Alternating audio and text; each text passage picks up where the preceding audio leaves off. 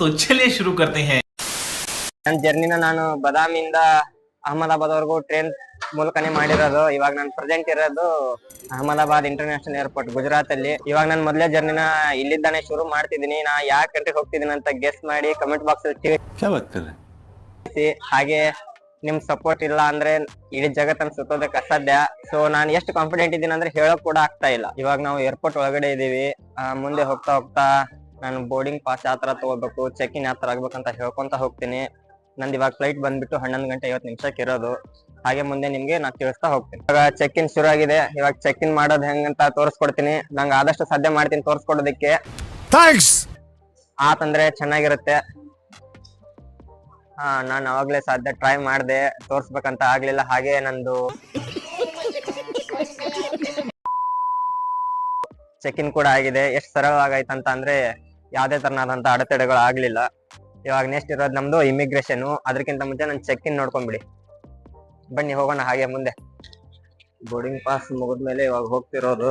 ಹೊರಗಡೆ ನೋಡಿ ಯಾವ ತರ ಇದೆ. ತುಂಬಾ ಚಳಿ ಆಗ್ತಾ ಇದೆ, ಇಲ್ಲಿ ಕೋಲ್ಡ್ ಕೂಡ ಇದೆ. ಇವಾಗ ಬೋರ್ಡಿಂಗ್ ಪಾಸ್ ಇನ್ನೊಮ್ಮೆ ತೋರಿಸಿ ಅಂತ ಕೇಳ್ತಿದ್ದಾರೆ. ತೋರ್ಸ್ಕೊಂಡು ಮತ್ತೆ ಹೋಗೋಣ ಮುಂದ್ಗಡೆ. ಫೈನಲಿ ನಿಲ್ಸಿದ್ರು ಕೇವಲ್ಲಿ ಬಿಟ್ಟಿದ್ದಾರೆ. ಇವಾಗ ಮತ್ತೆ ಮೋಹನ್ ಅಂತ ಇದ್ವಿ. ಇಲ್ಲಿ ಕಾಣ್ತಾ ಇರೋದೇ ಇವಾಗ ನಾವು ಪ್ರಯಾಣ ಮಾಡ್ತಿರೋಂತ ಪ್ಲೇನು. ಫೈನಲಿ ಪ್ಲೇನ್ ಒಳಗೆ ಕಾಲಿಡೋಣ. ನಮ್ದು ಸೀಟ್ ಬಂದ್ಬಿಟ್ಟು 31 ಕೊಟ್ಟವ್ರೆ. ಇವಾಗ ನೋಡೋಣ, ನೋಡ್ಕೊಂಡ್ಬಿಡಿ ಏರ್ ಹೊಸಸ್ಗಳನ್ನ ಹೆಂಗಿದ್ದಾರೆ.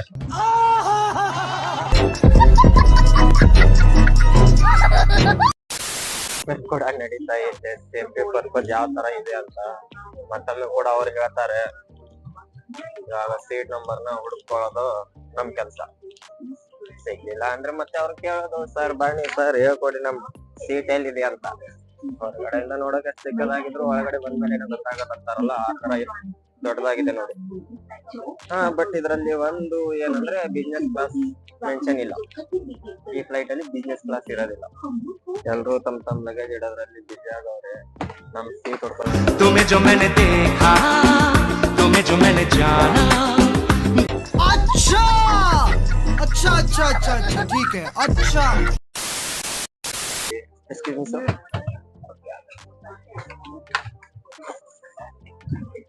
ಅಜ್ಜ ದಾರಿಯಲ್ಲೇ ನಿಂತವನೆ, ದಾರಿ ಬಿಡಕ್ಕೆ ಬೇಡ ಅಂತವನೆ. ಮತ್ತೆ ಮುಂದೆ ಬಂದೆ. ಇವಾಗ 26 ನಂಬರ್ ಓಡ್ತಾ ಇದೆ. ನಮ್ 31 ಬಿ ಎಲ್ಲಿದೆ ನೋಡೋಣ. ಕಡೆಯದಾಗಿ ನನ್ ಬಂದ್ಬಿಟ್ಟು 31 ಬಿ ಲಾಸ್ಟ್ ಅಲ್ಲಿ ಇರೋದೇ ನಂದು. A few moments later. ಹೊರಗಡೆ ಗೋಡ್ಸ್ ಸಾಗಿಸ್ತಾವ್ರ ಅಂತ ಅನ್ಕೊಂತೀನಿ. ಯಾವ್ಯಾವ ಫ್ಲೈಟಿಗೆ ಹೋಗ್ತಿವಿ ಆ ಟ್ರೈನ್ ಗೊತ್ತಿಲ್ಲ.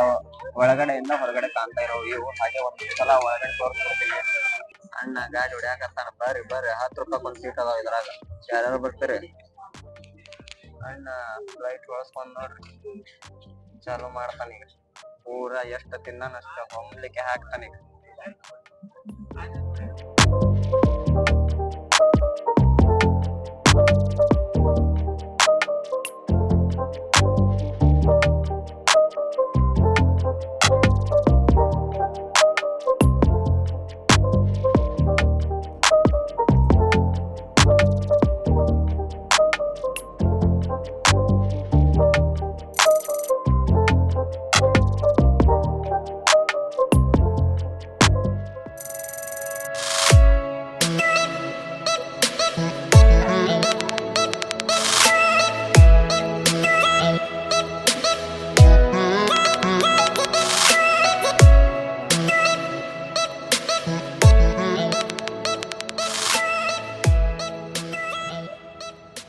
ಇವಾಗ ನಾವು ಇಲ್ಲಿಂದ ವಿಯೆಟ್ನಾಮಿಂದ ಡಿಪಾರ್ಚರ್ ಪಾಸ್ ಮಾಡಿಸ್ಕೊಂಡು ಇವಾಗ ಫ್ಲೈಟ್ ಟಿಕೆಟ್ ತಗೊಂಡು ಬಸ್ಸಲ್ಲಿ ನಿಂತ್ಕೊಂಡಿದ್ದೀವಿ. ಬಸ್ಸಲ್ಲಿ ನಂಗೆ ಈ ಟಿಕೆಟ್ ನಂಬರ್ ಸಿಕ್ಕಿದೆ. ಯಾಕೋ ಗೊತ್ತಿಲ್ಲ. 15 ಎಫ್ ಇದ್ದಿದ್ದನ್ನ 22 ಎಫ್ ಮಾಡ್ಕೊಟ್ಟವ್ರೆ. ಯಾಕಂತ ಪ್ಲೇನ್ ಹತ್ತಿದ್ಮೇಲೆನೋ ಗೊತ್ತಾಗೋದು. ಇವಾಗ ಸದ್ಯಕ್ಕೆ ಬಸ್ಸಲ್ಲಿ ಇದ್ದೀವಿ. ವಿಯೆಟ್ನಾಮಿಂದ ಜಪಾನ್ ಕಡೆ ಬರ್ತಾ ಇದ್ದೀವಿ. ಇದು ನಮ್ಮ ಪಕ್ಕದಲ್ಲಿ ನಿಂತಿರೋದು. ನಾವು ಹೋಗ್ತಿರೋ ಇದೇ ಪ್ಲೇನ್. ಮತ್ತೆ ಇವಾಗ ವಿಯೆಟ್ನಾಮಿಂದ ಜಪಾನ್ ಕಡೆ ಹೊರಡ್ತಾ ಇದ್ದೀವಿ.